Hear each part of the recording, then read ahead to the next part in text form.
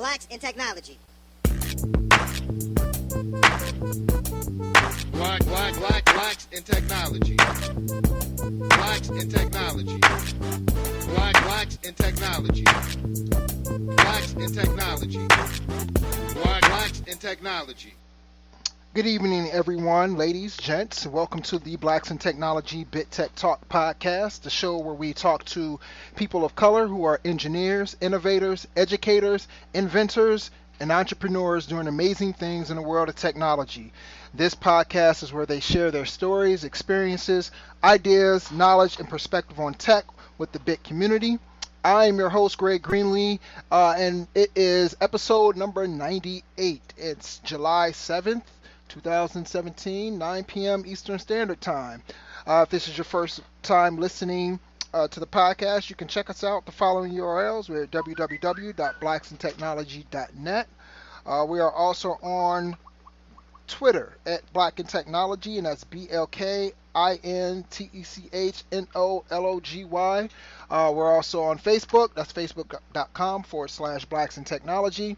And we have an ever-growing LinkedIn group under Blacks in Technology, so just do a search on Blacks in Technology, you'll find us. And if you're on the Twitters, you're listening in, you have questions for our guests, tweet them to us using the hashtag BitTechTalk, BITTECHTALK. Blacks in Technology, we're a tech-focused community and media organization. We're focused on increasing technology and increasing diversity in technology through increased visibility and participation of people of color in tech. We always focus on forming new partnerships and opportunities to assist our members with their continued professional growth and development. If you'd like to partner with us, send us an email to contact us at blacksintechnology.net. All general inquiries and inquiries related to sponsorship, send those to contact us at blacksintechnology.net. Let's go through a few announcements before we get started. Let me see. First announcement. We've partnered with DevOps Day Chicago for their annual DevOps Tech Conference happening August 30 and 31st at the Summit West in downtown Chicago. We are giving away some free tickets to that, so if you're interested, do a search on our site for DevOps Day Chicago. There should be a form on the blog post there where you can fill out. There's probably also a code where you can get a discount off the tickets as well. DevOps Days Minneapolis, that's coming up pretty soon, July 20th and 21st, and that's happening at downtown Minneapolis Hilton. And we're community partners with them as well. We also are giving away a few free tickets to that. So check our site for DevOps Days Minneapolis. There's a form there. If you're interested in attending, fill out that form and we'll get you tickets. What else is happening? Oh, yeah, I definitely want to speak about Springboard Initiative. So we are community partners for the Springboard Initiative. They're an organization that provides technical and leadership training to African American youth.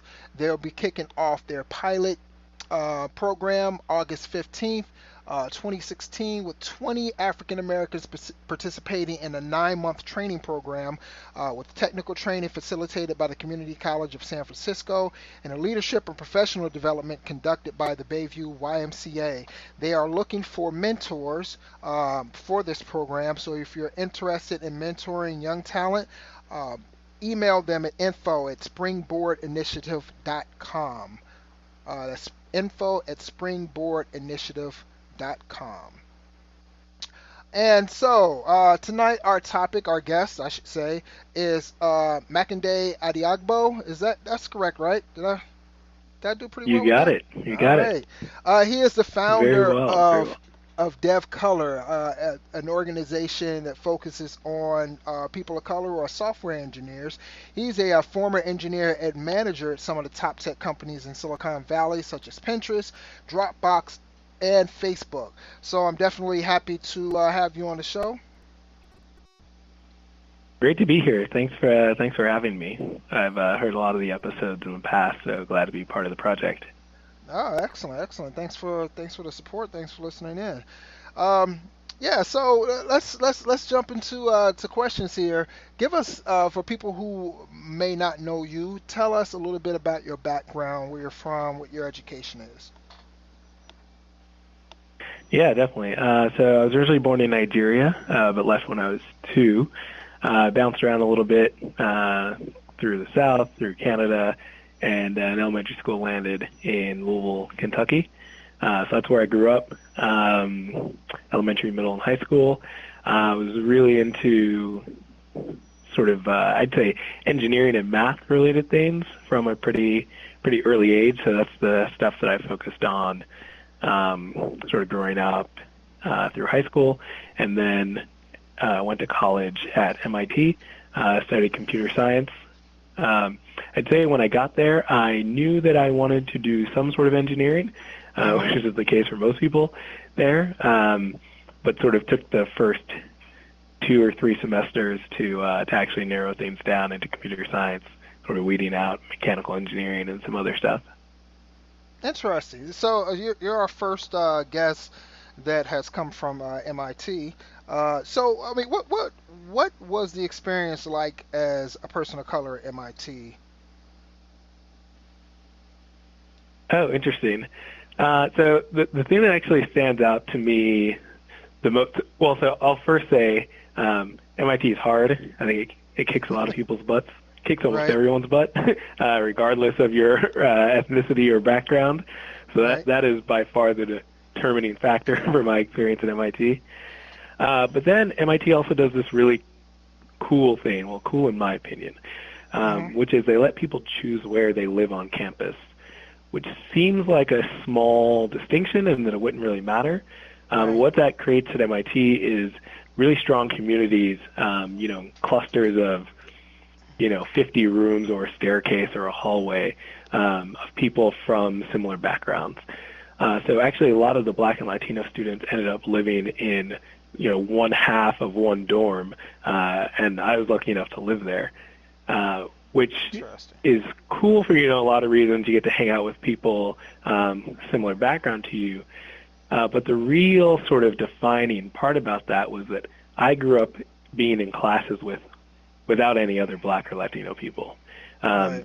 So I'd grown up with this sort of notion inherent around me that there aren't a lot of, really smart, really talented Black and Latino kids. But now here I was at MIT, one of the top schools, surrounded by other people who look like me and were just as smart, if not much smarter. So that was just actually a really cool experience to get to redefine my own notion of what it meant to be, smart and sort of a geek and into technology as, an underrepresented minority in the field. That, hey, this is not the exception, that this is normal. Like, there are, smart Black people and there are people crushing it. It was just great to be able to live in that environment and have that sort of replace all my previous notions. I think that's very interesting that you brought that up because as you know, running a community of black software engineers and me running the Blacks in Technology community, one of the things that we knowingly or unknowingly try to do is change perceptions, right? And that's not just from the outside. I think the outside is I guess more of a byproduct of us wanting to change how we view each other, right? So your experience with being one of a few, if not the only black person in a lot of your classes or tech coming up, um, you had this notion that you were the only one or you were one of a few and that there weren't many. But once I feel that once we uh, um, start increasing the number of people within our community.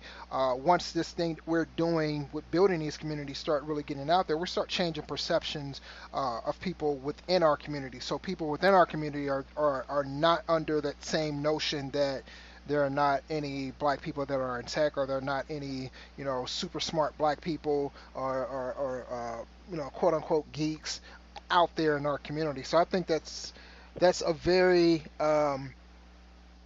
motivating thing for me anyhow, is that I that's what I try to do every day, is I try to feature more people of color in in tech. I really try to push these people to the forefront, whether or not they're engineers or entrepreneurs, wherever they lie at in tech. Those are the people that need to be seen. And if we don't do it, within our community, then we leave it up to somebody else to kind of tell our story. And I for one don't want to do that. I'd rather us be in charge of that. Yeah, no, it's absolutely true, and it's not. I mean, honestly, it's not something that I even going through it. I wasn't consciously, thinking about like, oh, I need to change my perception at the time. It was only afterwards that I realized how valuable that was. So you're right. It's something that sort of every stage of growing up, every stage of your career, it's something that's good to be reminded of is explicitly shaping that perception for yourself and for others around you. Definitely. So going back a little bit, how did you initially get into technology? I know everyone has their story. With me, my mom's boyfriend was actually into electronics, and he kind of he would always take me to work with him. He worked as like a video technician at a local community college where he did a lot of video work, but he also did a lot of electronic stuff. He used to build stuff all the time. So that was kind of my initial exposure to tech, and then it kind of went from there. What was your initial exposure? Yeah, I'd mention sort of two things in my formative years. One was just sort of things like logo writer and things like that. I think I probably started doing that in middle school. If you haven't heard of it, it's like you have this like turtle on the screen, and you can type in commands to say like move up, 10 spaces, move to the right 10 spaces, put a pen down, and then move again, and you can draw on the screen. And that was my first time sort of experiencing the computer as something that I could control and sort of get to produce things and be part of the experience of creating something. But then other than that, my dad, I think, brought home a computer from work that he was able to bring sometime in middle school as well. And the number of times that I think it had Windows 3.1 on it, so it booted into DOS, and you had to type in like the Windows command, and I just like kept breaking it, like, oh no, I somehow deleted this critical system file. It's like, okay, get out the stack of like 30 floppy disks that the operating system came on, and I got really good at reinstalling everything before he got home from work. So I was always just sort of like trying to poke around this thing, trying to figure out how it worked, trying to figure out like what I could do and what I couldn't do with it. Yeah, that was certainly the start of things. Interesting.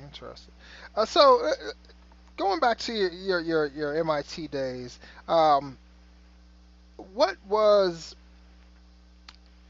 what's a good way to put this? How did you all was there a support system? I know that you all you all stayed in the same dorm, but what was the experience like as far as like a support system? So for instance, maybe you're struggling in a class, or you're struggling with a certain topic or subject. Did you all have a support system where you're like, hey, let's get together and kind of knock this out, or how did that whole thing go? Oh, amongst students? Yeah. Well, amongst minority students there. Was there any like special groups? Right. So there are two things. There were a few special groups. The Office of Minority Education sort of provided, I think, some ongoing programs to help people find tutors and things like that. Right. I never directly participated in those. I knew a lot of people who did. But for me, the biggest help was just the people around me. So at MIT, basically everyone in their freshman year is effectively taking the same classes. So just everyone around you is going through the same stuff, and they deeply encourage people to help one another. So everybody's working together through that. And then as I sort of got older and more experienced, about a quarter to a third of MIT is then computer science. So there are always people in my dorm who were, working on the same themes as me, taking the same classes. There's absolutely, we had I'd call it an informal support system where it was just all clear that, a lot of us were going to do the same classes at the same time. We were going to work on group projects together. So that was just like sort of built in and baked in. So, when I lived in that dorm that had mostly black and brown kids, like that's also who I was doing most of my homework with. And in most of my classes, I was on teams with them. So it sort of, it wasn't just living together, but it was studying together, working together, being excited about awesome grades together, being sad about bad grades together. Interesting. Yeah, the full experience was with those people.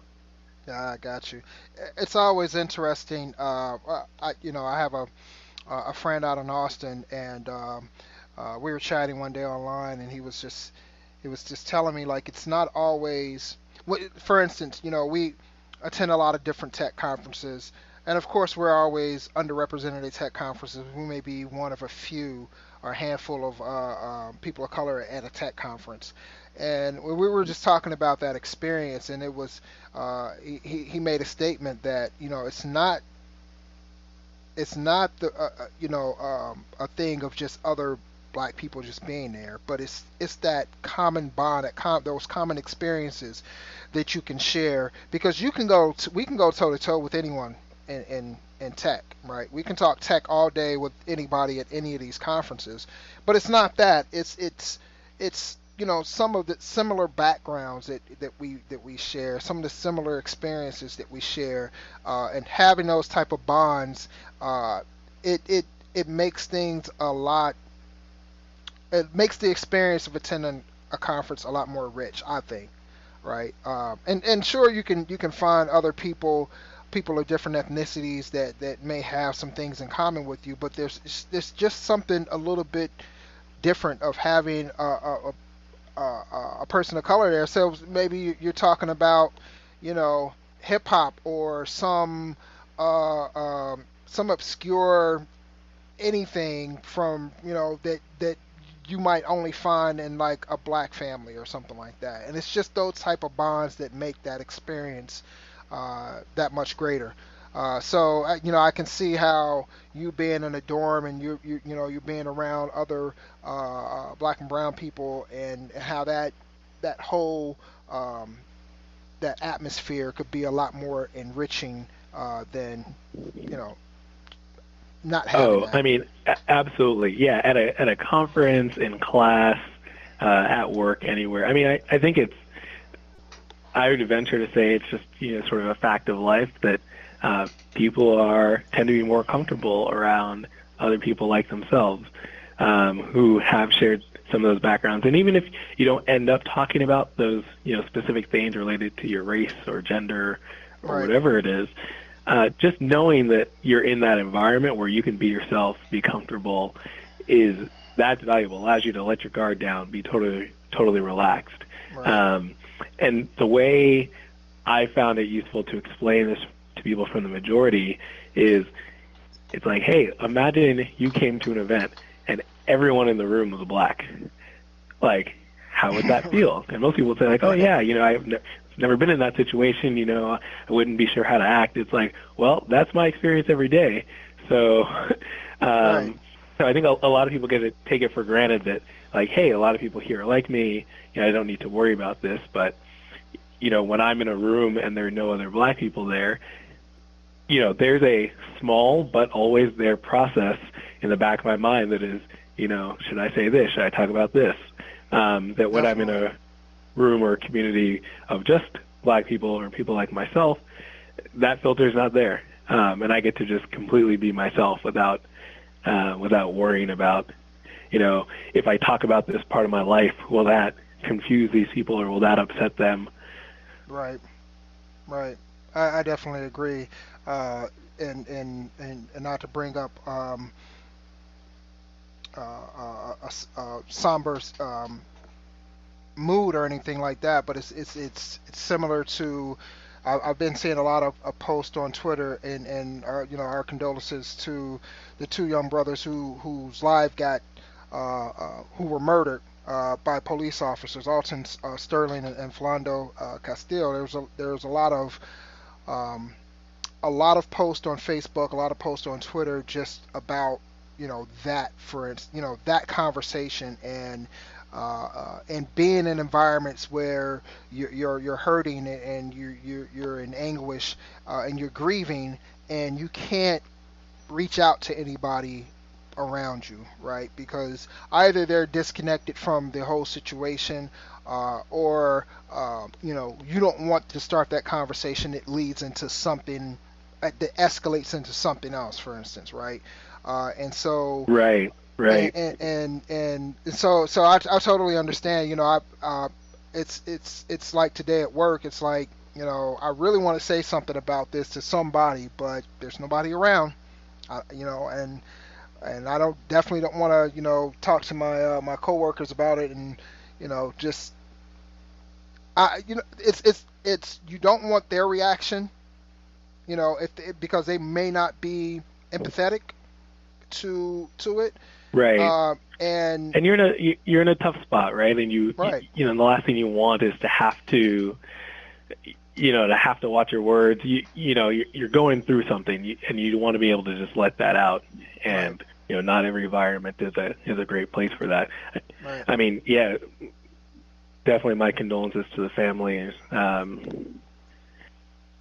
It's important that we have places to talk about and grieve, talk about these things, to grieve on these issues that uniquely affect us, and we will see this through a unique lens that others won't. I say that as right now. I mean, one of our member actually created a Slack channel this morning to talk about it, because they felt like they were at work and they couldn't focus and they couldn't talk to anyone there about it. And our members have been discussing it all day on Slack. Right. Same here. We have a event channel in our Slack group, where we pretty much discuss any and everything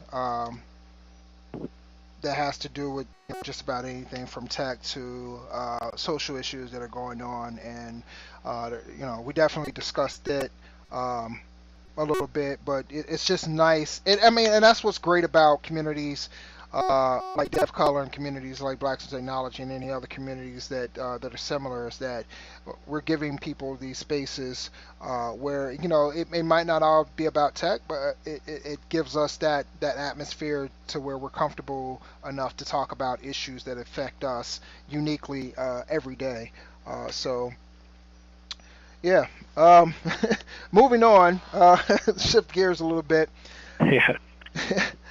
So you worked at some of the top tech companies, such as Dropbox, Pinterest, Facebook, as a manager and as an engineer. So can you give us a little bit of insight on being hired at each one? Just talk a little bit about your position, and kind of how the application process was like. What was the interview process like? How did you prepare for these interviews?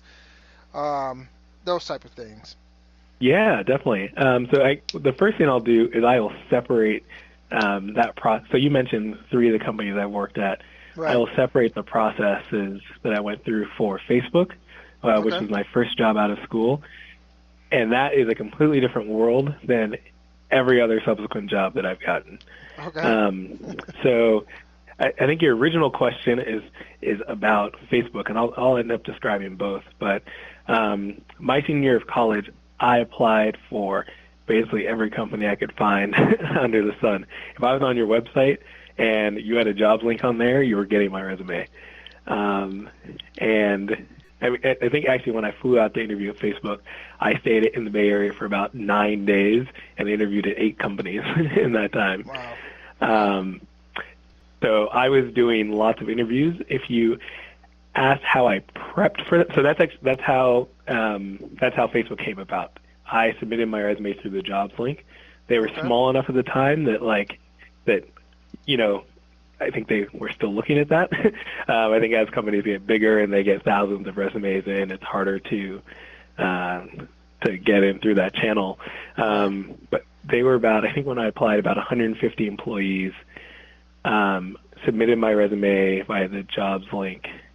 And I prepped for those interviews. I don't think I ever actually saw any of these books, Cracking the Code interview, or anything like that. I prepped in what may be a non-traditional way, which is I did lots of other interviews. So throughout college, as I was trying to do internships and things like that, there was a distinct pattern that repeated itself over and over again. I would start doing interviews in interview season. The first 2 or 3 jobs, I would do horribly in the interviews, and then I would get better and sort of hit my stride. This includes, I think as a testament to this, my first internship was at Microsoft. I got back to campus the next year. I'd done really well at that internship. I did another on-campus interview, and it was my first one, and I did not get an offer to come back. Even though I had done well in the 12-week interview beforehand, I was just out of practice. I had not interviewed in a year. Wow. So that was the thing. And that's part of why I interviewed at so many companies, because I knew even if I only somewhat wanted to work there and wanted to learn more, that practice of being in a real interview would be so valuable. So by the time I interviewed at Facebook, I'd probably done at least 20 real job interviews in the months before. Wow. And that's still advice that I give to people, is to not start with the company you really want to work for. Interesting. Or not start with your top choice, because if you're out of practice, then that will likely be your worst interview, that first one that you do. Interesting. That's it's the first time I actually heard that type of advice. Kind of. If you're looking for, if there's a particular company that you really want to work at, interview at a bunch of other companies before that, but that's pretty good advice. What's funny is that that actually is kind of how I end up working at the company that I wanted to work at here in Cincinnati. Is I went on a bunch of interviews that I was like, yeah, if I get it, I get it. If I don't, I don't. I kind of had that mentality. I'm not saying have that mentality, but it was more practice because I was actually going from help desk work to systems administrative systems engineering work, and I had never done that type of work before outside of doing stuff in my lab at home. So it was good experience to see the type of questions that you get asked, and the way the interview is kind of organized before you actually get to the actual job that you really want. Like, hey, I really want this job. It has all these things that I really want to do. So yeah, definitely good advice. Yeah, no, you'll know more about the process. You'll be more relaxed because you've done more before. Maybe you have an offer or 2 under your belt already, and then you can walk into that last interview with some swag. Right. So what do you think was kind of like the determining factor in you being hired? I think this was the case back then, and interviews have changed somewhat. I mean, that was I'm getting up there now, 9 years ago. But I think they're still largely the same, which is a lot of the tech interviews are going to put you in front of a problem that you have not seen before, and they're evaluating how well you can sort of adapt on the fly and try to figure it out. Which, there are a lot of downsides about, a 1-hour interview. They present you a problem, you're on the spot, you're pressured. But I think that there are a lot of similarities between sort of that high level concept of the interview, which is here's a new problem, use the tools you have to figure it out, and what you do day to day as an engineer. So I think I'd done a little bit of PHP, which is what Facebook used, but Gotcha. I think I was able to show that, hey, I'm really good at if you give me a new problem, I can evaluate the 10 techniques I know, figure out which 2 to apply, and apply them correctly. And I think, especially hiring people out of school, that's one of the biggest things they were looking for. Interesting. So, once you got and hired, I should say, go ahead. Go for it. No, go ahead. Go ahead and finish. I was going to say the other process for Pinterest and Dropbox and every other company that I think I'll want to work at in the future is based not completely on who you know, but that's how I got connected with both of those companies. That's how I got like, okay, we'll absolutely interview you. So I think, especially in a place like Silicon Valley, it's so small and people move around company to company. If you're applying to another company and someone there knows you, of course you're going to get an interview. You still need to do well, but it helps a lot just when you're going somewhere where you have a connection or an in already. Gotcha. Yeah, definitely. I mean, networking is that. I mean, it's a huge part, and I'll always like to stress that too. I've spoke at a number of different venues where students who are looking to get into technology, and I try to stress going to meetups and attending conferences, kind of as being it's just as important to me from a career progress wise, and just from a networking perspective, and that's kind of where the increase in participation, comes from. And when we talk about people of color in tech, is we want to increase the visibility of people of color in tech, but we also want to increase their participation. So we want these people to get out to these conferences, these meetups, and not just so there'll be more black people there, of course that, but there's an aspect of it from a career progression standpoint and just from a networking standpoint that's invaluable. You meet different people, you talk to different people, and those type of interactions can lead to your next job. So absolutely. And a lot of times you can sort of go out of your way to try to make those connections. If you find yourself in a tech hub, what happens is, if you work at Dropbox, in 5 years, half of those people at Dropbox will be at every other tech company in the area. Right. So it almost starts to come naturally in an area where people are moving around so much that just by working and doing a good job, you will establish that reputation, which will, lead the way for you in many other roles that you do. Excellent. And so, and you went from from being an engineer to being a manager. How did you kind of make that climb? Yeah, kind of make the switch. A lot of it was building up leadership skills along the way.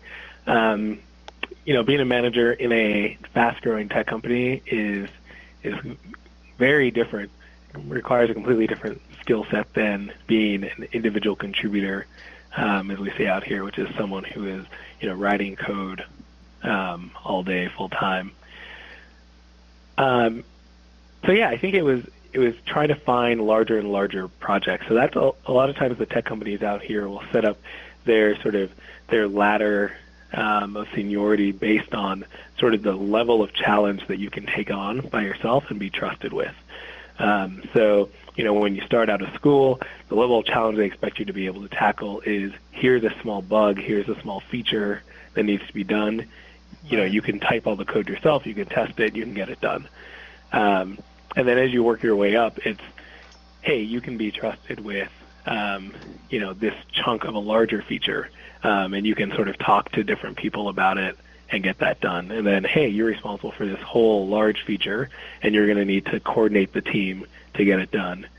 Maybe the next step up is, hey, not only are you responsible for the feature today, but you're responsible for the feature today, tomorrow, and 6 months from now, and you need to figure out where it's going. So you just keep taking on these larger and larger scopes. Um, what I found is each time I transitioned to a larger scope, it was terrifying. I felt like I had no idea on earth what I was doing. And one of the challenges for me was that, I enjoyed writing code so much that I would be drawn to, sort of going back to like, well, if I just put my headphones on and just, do this myself, Right. I can get a lot done, which it took me a while to sort of break out of that thinking and just accept that, hey, working together on a team, we can all get a lot more work done, even if I personally don't feel like, I had that many tangible outputs. Interesting. Yeah, so it's the transition to management and leadership is. Right. I think some parts come naturally. Some parts are like I have to learn the lesson over and over and over again. Great. Yeah, definitely. Thanks for sharing that experience. I think that could be helpful for a lot of people who are listening in and wondering like, hey, how do I, I'm been an engineer or I've been at this level for a while. How do I go into management? Um, so yeah, very Yeah, cool. and Very it's cool. tough because I think and it's not every level that the job completely changes. Uh-huh.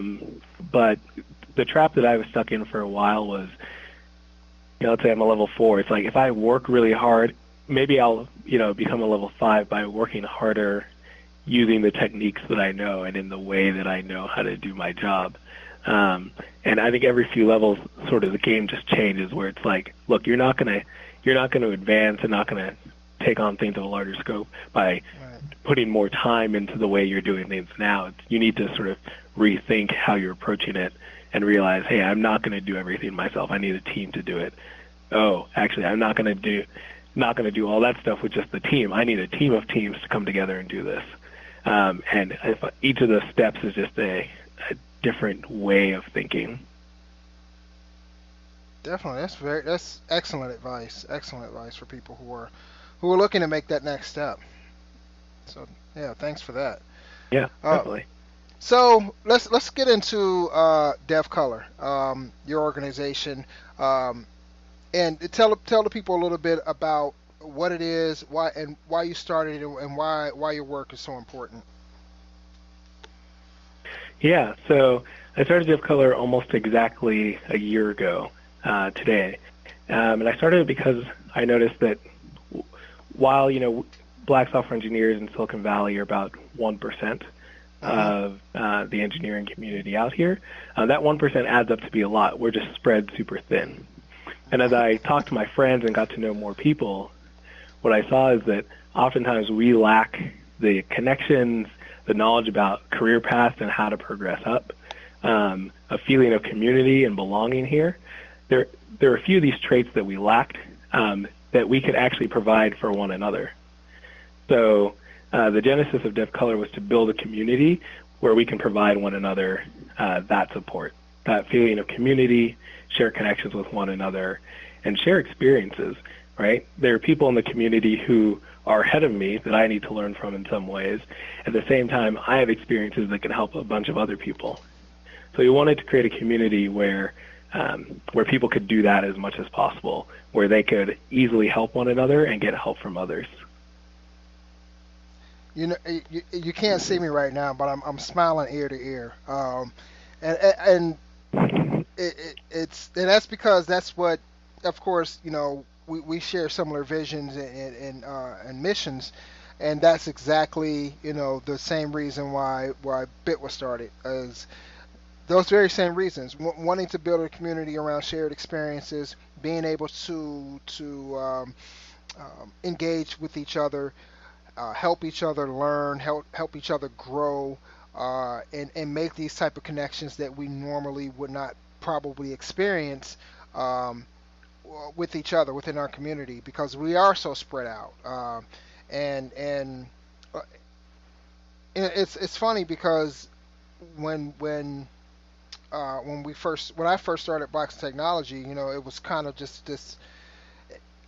out of it was just a passion of mine to want to do something like this. But at the time, uh, I had no idea that there was, this many black people that were in technology. I was thinking, get 150 people, 100 to 150 people on a site, and I'll be happy because that's all I thought there was probably out there. And it's grown, and I love to see other communities like your own join in this I guess this larger mission of what we're really trying to accomplish out here, and that's increasing diversity in technology, but building this community to be a resource for people within our community, right? I always tell people, when explaining blacks in technology, like, hey, it's the community aspect of it to me is the biggest resource that we offer. There's we have partnerships with different organizations where we give out free passes, conference passes, and we have training and things like that we can offer. But the biggest reason is our biggest resource is our community. We have thousands of people that are part of our community that can help you out, whatever stage of your career that you're in. We have people that have been there or have exceeded that stage that can help you, and that help, coming from your own is invaluable because now it's this trust thing that you have, right? It's this, these are, Yep. are people that look like me, talk like me, walk like me, and they're not going to steer me wrong. I trust them and trust their advice that they're giving me because I feel that they're looking out for my betterment. And so, I applaud you in creating another space that we can come to and congregate and engage and interact with each other. Yeah, no, it's absolutely true that people oftentimes ask, hey, is it only about why focus on black engineers helping other black engineers? Like, isn't the advice the same? And I say usually two things to that. One is oftentimes it's just a lot easier to ask for that advice and hear it and internalize it when it's coming from someone who looks like you. Right. So that's one advantage. But the other advantage is there's a whole range of topics that only black engineers are experiencing, right? What Right. it's like to, be a director of engineering and there be no one else of color at that level or above in your company, right? Right. Only someone, a black senior engineer, is going to be able to talk to you about that experience, right? So there's a lot that we get from just actually being together as a community, and we absolutely want to welcome and are starting to do more and more things to get allies involved Hmm. who are from who are not black software engineers. Right. But one of our primary themes is that level of comfort and community that we're building. Definitely, definitely. And it's funny because I've had that same conversation before, and some of it more in a negative way, and I've give those talking points as well. But then it's kind of a thing where it's like, do you have a problem with black people helping each other? Like, what's wrong with that? Like, isn't that the very thing that a lot of people always kind of say? You need to build up your communities, and so when we go do it now, there's a problem. So you don't want. Do you not want black people to excel in this industry? Is that what you're saying? Like, if we help each other, what's wrong with that, right? Um, Right, right. That's totally true. so on your site, you state that you're helping one another achieve ambitious career goals. Like, what type of mechanisms do you have in place to kind of to help people achieve that, help your community interact in that way? Yeah, so we do a few different things, and that's all of our mechanics are aimed at sort of maximizing the opportunities for members to help one another. The primary one that we do is we put members in what we call squads. we had a little bit of a discussion early on about what to call. I think the formal title is peer exchange groups, but squads took over pretty pretty quickly. Squad So these are is, groups of 6 to 10. squad is kind of the new. Isn't that like the new hip term now? Squad goals, squad Exactly, up. and I mean exactly. Once squad goals was uttered, it was a lock. Um, so these are groups of 6 to 10 members, and they come in a variety of shapes and sizes. Some are all senior members. They've been in the industry 20 plus years. They have kids. They're on similar schedules. Others are mixed in terms of seniority, where some members are 20 plus years of experience, and some members are still getting to their first year in industry. So these squads come together, meet every month, and talk about what's going on in their lives, what's going well in their careers, what's going well personally, what challenges they're facing personally, and what challenges they're facing in their careers.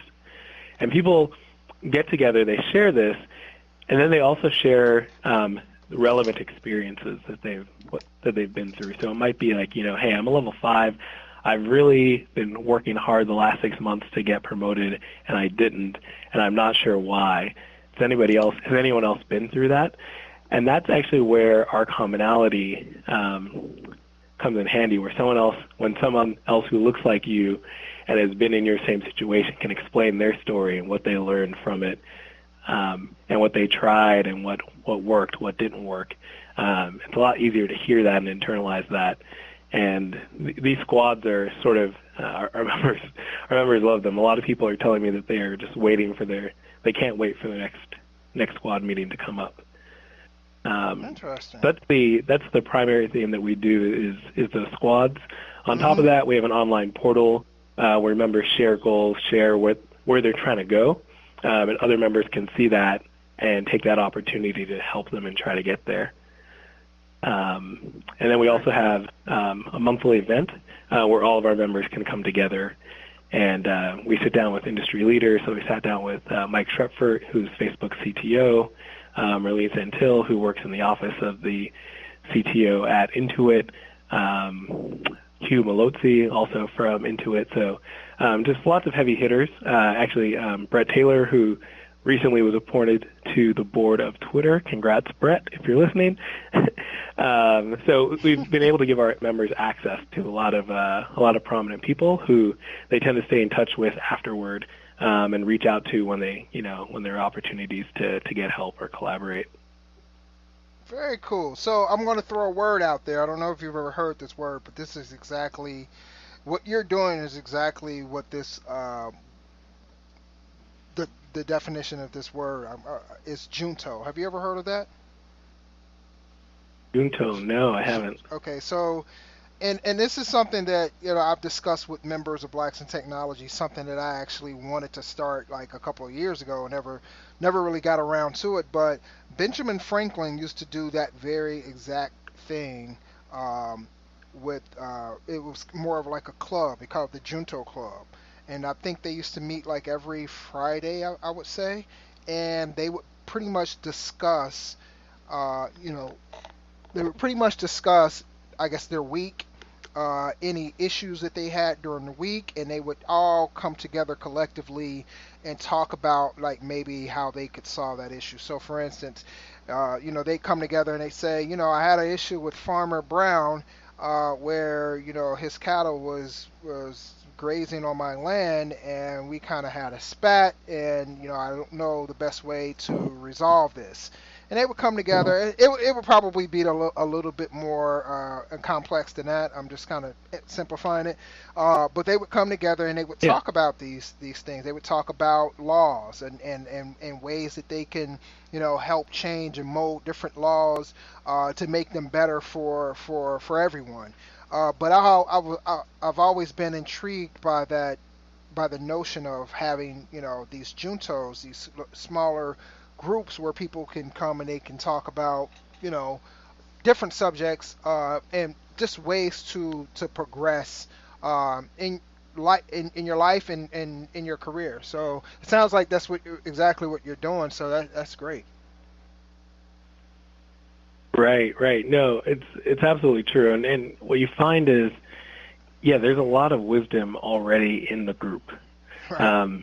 Sure, we want to bring out, we want to bring other people into to help and support, but when you're talking to your peers about how they deal with stress or work-life balance, or the challenge of getting promoted or the challenge of learning a new technology or leading a team for the first time, like Mm-hmm. it's something where what you sure, like, advice from someone really far ahead of you is great, but there's almost a deeper level going on when you just hear that, hey, I'm not the only one struggling with this.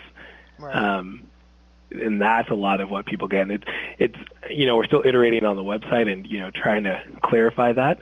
Right. But a lot of times our members will say that to me. It's like, hey, I didn't know what I would get out of the squad, but now that I'm in it, I'm so happy that I am. Excellent, excellent. And by the way, I mean, I've been to the site quite a few times. I'm not a software engineer, um, but I've been there, and it's a beautiful looking site. And I definitely, and we'll talk a little bit about this towards the end of the podcast, but I definitely want to help promote what you're doing. I honestly don't think that we do enough of that. And when I say we, people who are leaders of communities like ours, and leaders in this movement, right? Kind of this crusade that we're on. Um, we don't do enough of supporting each other, and I think it's kind of a shame, and it's kind of, to me, it's kind of a crab in a barrel type of mentality where you offer whatever resources that you have to others, and they still, I don't know, it's kind of like they want to do it themselves. They want to be that person that makes that breakthrough, and it's like we don't have to do this alone in silos, and we shouldn't. We've all have different niches, or we all have different ways of going about trying to solve this bigger problem, and there's no reason why we shouldn't support each other however we can. So, I guess I'll Right, say it right. No, and now. what else? Go ahead. Yeah, and I was just going to add to that. I mean, the fact of the matter, and I think what we oftentimes don't realize as a community, is that this is what everyone else is already doing. Exactly. Right? Like, we tend to be the ones sitting here trying to do it in isolation, trying to do it in a silo. But, it doesn't make sense. I remember even in school, and this thing I stress to a lot of people is I used to have this mentality, I know a lot of others do, where it's like you want to wait until you are 30 years in the industry, until you're VP of engineering in a company XY, and then I can reach back and help some folks. When I was in college, when I was a senior in college, I was already referring my friends who were freshmen to recruiters at companies, saying like, yo, this freshman's good. I've seen them do their homework. You should hire them. And they get the job. It's like I was only a senior in college, right? It's like I didn't even have a full-time job yet. But I think we oftentimes just underestimate the power that we have Right. to help one another. So that's and that's like, again, like what we're all about. And we stress to our membership is we stress two things. It's like, A, you are here to get help, right? Like we want everyone here because you have somewhere you want to go in your career. It doesn't matter if you're already a director of engineering. It's like you could be VP of engineering. We want to know where your goals are, and we want you actively using the rest of the group to get there. And the second half is no matter who you are in the organization, there's someone you can help. There's someone who would benefit from hearing your experience. There's someone who you could directly see their goal and say, like, I've done that before. Like, let me help you out. Those are the two big things we stress, and we're just trying to break down these barriers around people in our community helping one another. Yeah. Yeah. I mean, I agree 100%. It's not a competition. Uh, I'm not in competition with another organization, right? We, for me, coming into this whole thing, it was it was always to help first. If anything comes after that, that's fine. And when I say anything, like if there's any monetary gain that there is to have with me having the Blacks in Technology organization, so be it. That's not what I'm shooting for. Um, even though I know it takes money to do certain things, I'm not shooting for that in a manner of, I'm trying to get rich. I'm trying to help, because um, I didn't have that support system coming up in my career, and so I want to see people benefit from having this type of support system now, whether or not they're 15, 20 years into their career, or they're just now beginning. That's what we should be doing. We should be helping one another. And I've being in the space that I'm in, I've come across a lot of organizations, and I've told them explicitly, I will help you. I will help promote whatever you're doing. It's not about me trying to be famous. It's not about any of that. I want to seriously see you do well, just as much as anybody else. So whatever I can do, if I can promote an event that you're doing, if I can promote your organization, let me know. Let's be partners in this. This doesn't even have to be something formal. Let's say we're partners, and let's work towards something bigger. It's bigger than us. It has to be. Otherwise, why are we doing this?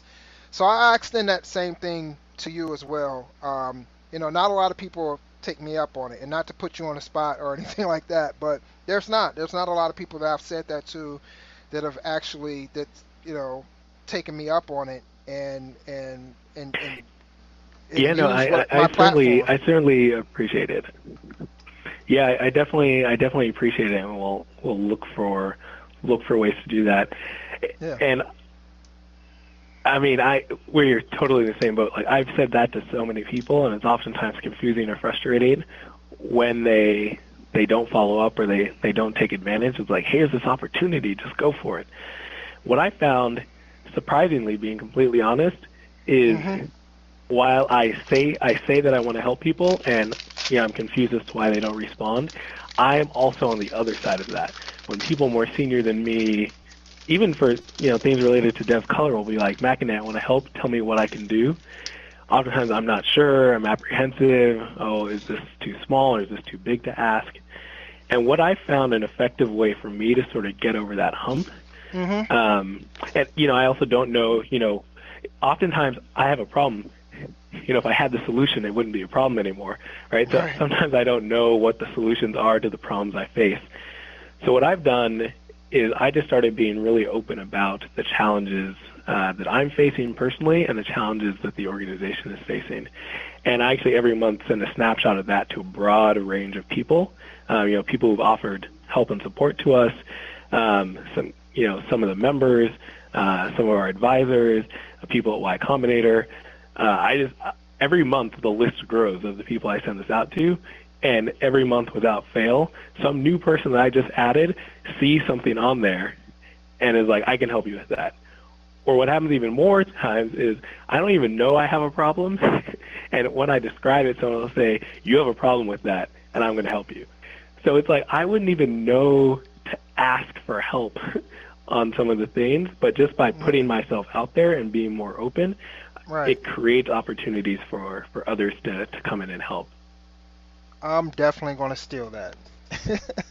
I think that's a great way. Yeah, and people, it's like nobody's trying to knock you down, right? It's like, people, the times I get the best feedback from updates is when I admit that the most things are wrong. When I send an update out that like seems glowing, they're like, this update was okay. You think A, B, and C are good. A, B, and C are about to fall apart. Here's some help.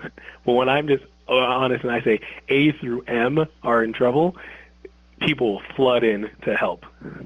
Wow, that's super good advice. I'm definitely going to take heed to that and utilize that advice, because there's definitely times, and I'm the same way as you. There's times where I just don't know what to do, or I get a bunch of opportunities and I'm just like, I don't know how to take advantage of this. It sounds like a good opportunity, but what do I do with it, right?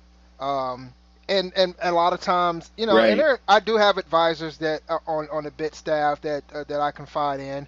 But there are times when either I don't get an instant reply from them, or they're busy in their lives and they might not have time to reply. And so that's very good advice on how to kind of um, just put yourself out there, put your problems out there, and see who responds. Excellent, excellent. Right. Right. So what type of you talked a little bit Absolutely. about your events. What type of events does your organization organize? Yeah, so we mix it up. So about two-thirds of our events are focused on career development. Typically, those are on an evening. In the evening, everyone comes together, eats dinner together for 60, 75 minutes, and then we bring in a guest who sits down and does sort of a very open Q&A session with the group. Our members actually tend to host those and sort of lead the fireside chat. Okay. Those have been great. Members really get a lot from connecting with one another, but sort of getting that open access to people. What I usually tell our guests, the best thing to do, especially if they're trying to sell their company or trying to hire folks, Mhm. is way better than standing in front and saying, come work at my company. Way better Right. is, hey, here's my personal email address. If you need help at any point in the future, hit me up. Um, and that openness and putting yourself out there and really connecting with members, that's what pays dividends.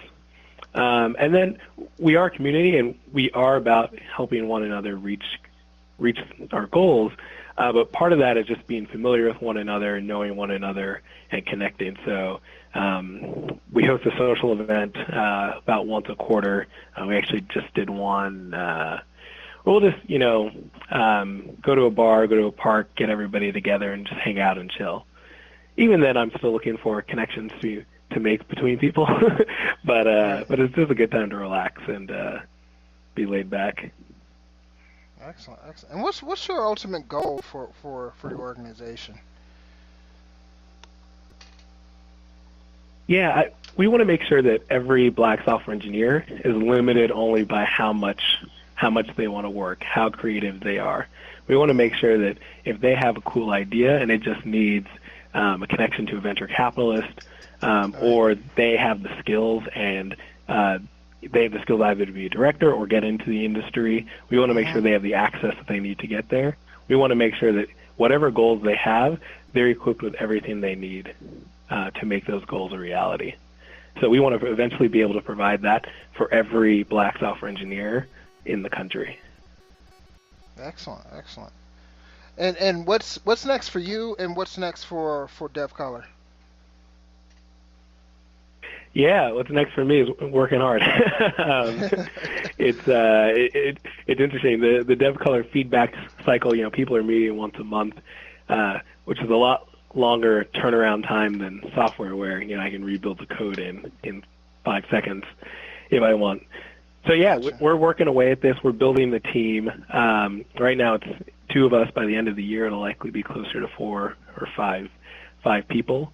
Mhm. We're looking right now. We're in the San Francisco Bay Area. We're looking at other cities, and by the end of the year, we'll have some activity in other cities. And I'll say a quick point on that. We have a lot of interest from a lot of people around the country. What we concretely want to do is make sure that we're building something of value, and Right. that takes time.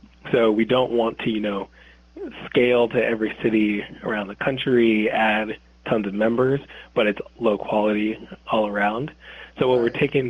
what we're doing is taking the time to, try things, measure them, and we try to iterate very quickly. But we really want to nail it before going super broad. So to that end, we try to share through our blog, through our members participating in things like this, share the knowledge and expertise that our members have. You can actually tweet at our members with the hashtag AskDevColor.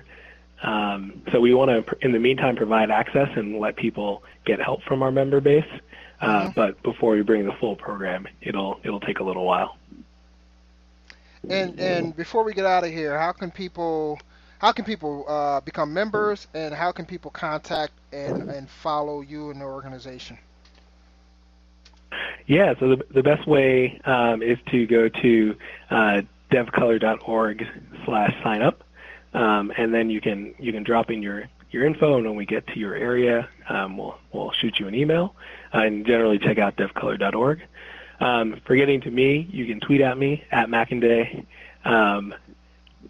Yeah, that's probably the best way. Just at Makinde, and I'm pretty responsive on there.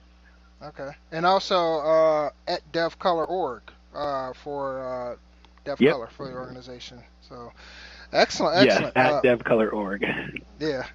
So Makinde, I mean, it's been a pleasure. I'm definitely excited about what you're doing and where your organization is heading. And I want to reiterate this before we jump off of here. Anything you need, anything that we can do, if we can be a resource for anything, let us know. I'm always looking to help out and help other organizations that have similar visions and missions, such like BIT. So, if you're doing an event and you want to get the word out, if you're you're offering anything on your site that you want people to hear about, let me know. We've got almost we got over 570 members on Slack right now. A lot of software engineers. A lot of software engineers. We've got a nice little following on Twitter as well. We've got a newsletter that we put out. The blog site for BIT. So anything that we can do, just shoot me an email and let me know, and we'll make something happen. Definitely. No, I really appreciate it, and I will absolutely, as things come up, I will certainly be reaching out to you. Excellent. Thank you for having me on the show. This was a lot of fun. Glad to share with the audience. Yeah, this was great. Looking forward to having more people involved. Excellent.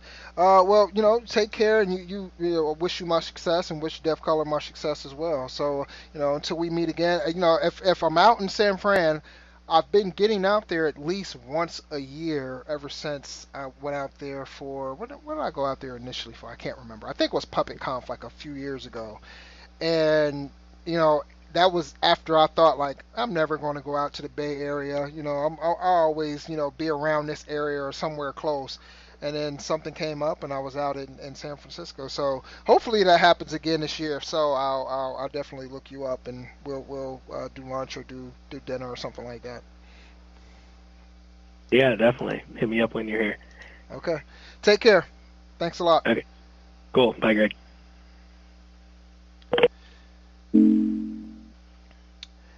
And that is it for this episode of the Blacks in Technology BIT Tech Talk podcast.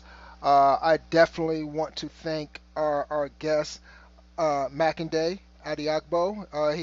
He had a lot of great knowledge, a lot of wisdom dropping, and so I'm definitely thankful for him being on the show tonight and hearing about his great organization.